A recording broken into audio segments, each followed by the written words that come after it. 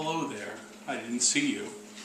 In our house, we currently have 7 different ways to make coffee. 5 of them are for indoor kitchen use, and 2 of them are for use while camping.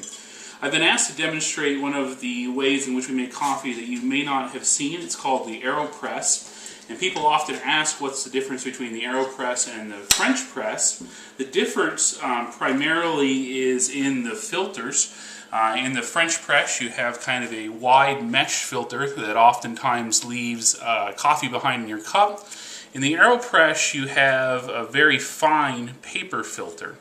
The other difference is that in the French press, as you press down, you are filtering the coffee using the mesh filter. In the AeroPress, you're actually using air to push the coffee through the filter. So I'll walk you through the process. It's pretty easy. We have our fresh ground beans, regular coffee. We grind our beans fresh for every use. We also have our water, which is just about at the right temperature, 175 degrees, scientifically proven to be the best temperature to make a cup of coffee. And so the AeroPress is very simple. You take your filter, place it in the filter holder, place it in like this. You're going to want to wet your filter just a little bit. Usually I've already done this by the time we get the water hot. So you get your filter a little wet. 2 scoops of coffee. It's a very large scoop. The AeroPress makes very strong coffee. If you're drinking it just like it comes out of the AeroPress, it's a little bit like espresso. So 2 scoops of that. And then you take this cylinder, and if you're using 2 scoops, you fill it up just a little bit over the 2.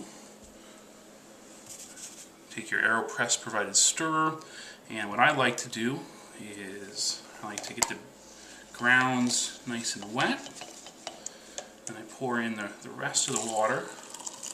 Then you stir for 10 or 15 seconds.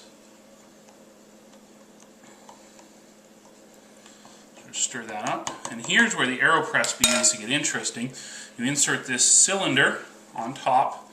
Now what this has done is it's created a seal so the coffee won't go out the bottom, and so then what you do is you just very gently press down, and you can see the air is actually pressing the coffee.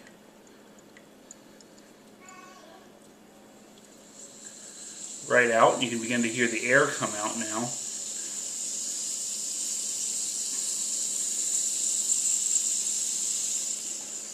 So you just press that down, and what you're left with is some very, very strong espresso-like coffee. Now with this, you can do one of 2 things. You can add, which we're going to do, just add hot water to it, and it makes just a regular, very delicious cup of coffee. Or if you're a little more adventurous, you can add some syrups. We have a little caramel syrup that we like to do, and then add hot milk instead of water, making yourself a nice caramel latte. Bernie.